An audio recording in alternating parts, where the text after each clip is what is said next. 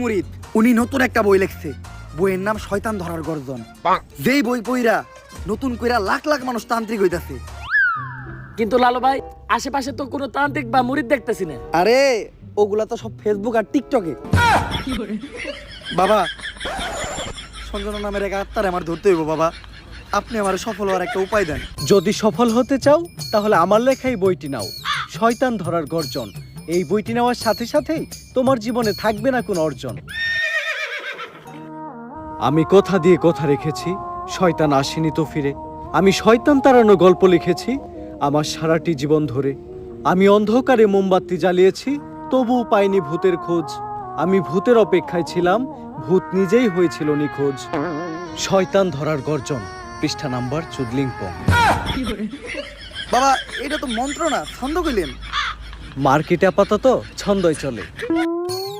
বাবা, বইটা একটা আমারও লাগবো। দাম কত এটার? মাত্র 1000 টাকা। 1000 টাকা দিয়ে আর কিনুম? 1000 টাকা হাতে নিয়ে ভূতের ডাক দিলে ভূত নিজেই চাল চলে আয় পড়বো। 1000 টাকা দিয়ে বইয়ের দাম, এই বইয়ের বিশেষত্ব কি? এই বইটা আমি আমার নিজ হাতে লিখেছি। দেহি হাতের লেখা এত খারাপ? দেহি বইয়ের প্রথম পৃষ্ঠায় কি লেখা? মানুষকে ভোদাই বানানোর 100টি উপায়। 1000 টাকা দিয়ে 120টার এই বইটি নেন আর ঠাস কইরা ভোদাই হয়ে যান। এখন সফল হইতে গেলে তো এই বইটা লাগবেই। তো এই বইটা আমি নিয়ে গেলাম। বইয়ের টাকাটা? ওইটা আমি হোয়াটসঅ্যাপে পাঠাই দিব। গুরু, আজকের থেকে আপনার লেখা এই বইটা পইরাই আমার শয়তান ধরার যাত্রা করলাম শুরু। শয়তান ধরার গর্জন, পৃষ্ঠা নাম্বার চুদলিংপং।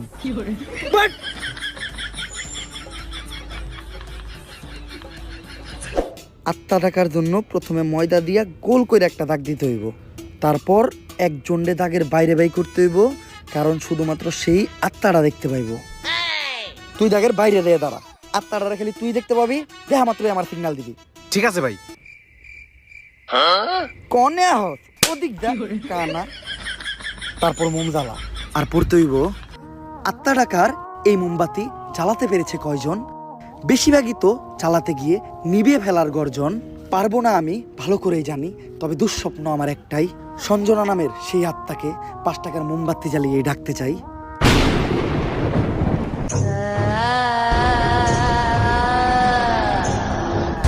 ওই দেখ তো কোন আত্মা টাত্মা আইছে নাকি? না ভাই, 2-4 লাগাই তো কোনো আত্মা দেখতেছি না। দূর আমার লেওরা, এই বিষটা কাম হইব না, সামনের বিষটা দেখতে হইব।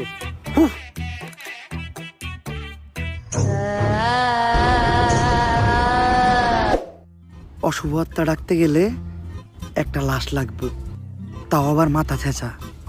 এখন মাথা ছেঁচা লাশ কই পাই? লাশ তো মর্গে পাওয়া যাইবো, কিন্তু একটা লাশের তো অনেক দাম, মিনিমাম 70-80 হাজার টাকা। 70-80 হাজার টাকা তো জিন্দা মানুষেরই দাম নাই। বাদ দে, লাশ লাগবো না। কিন্তু লাশ ছাড়া আবার আত্মা ডাক মুইবা কেমনে?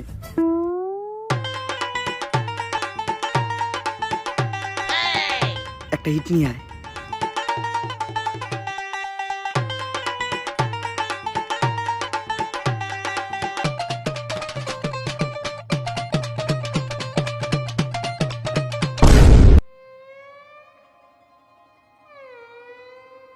কপাল ভালো আমি কানা আসলাম না, নাহলে আপনি আজকে আমার লগে এই কামটা করতেন। আরে না, তোর লগে এই কাম করতাম না। আমার ভিতরে একটা মানবতা আছে না? কেমন মানবতা আছে ওটা তো দেখতে পারলাম। তারপর তোমার ডাইন হাত শক্ত কইরা লাশের মাথার উপর রাখবা। এই কথা চিন্তাও করো না। কি করলেন ভাই এটা? যদি এটা কইরাও ফেলো, তাইলে মাথার উপর থেকে হাতটা সরাইয়া হাতটা লাশের বুকের উপর রাখবা। এইটাও করা যাইব না, কারণ এটা করার লগে লগেই লাশটা বাদ হয়ে যাইব।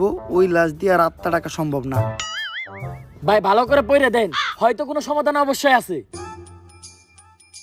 যদি এই 2টা কাজই তুমি কইরা ফেলো, তাইলে ওই লাশটা ঠিক করার একটা উপায় আছে।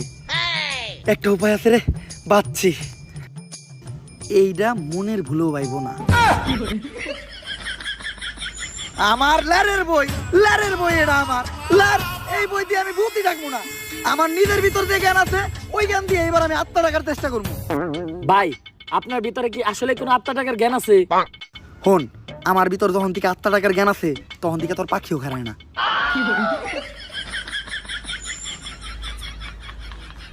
এগুলা কি করতেছে?